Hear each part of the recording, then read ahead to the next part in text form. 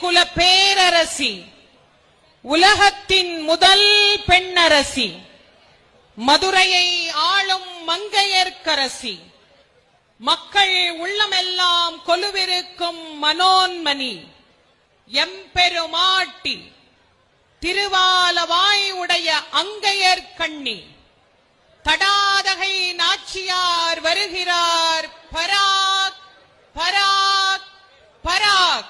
அண்டம் முழுதாளும் அண்ணல், பாண்டிய நாடாளும் பேரரசன், மதுரை பதி எழுந்தருளிய மகேசன், முச்சங்கம் கண்ட கூடல் மாநகரின் முதற் தமிழ்ச் சங்க தலைவன், அடியார்க்கு எளிய அமுதன், சோமசுந்தர சொக்கநாத பாண்டிய மன்னன் வருகிறார்.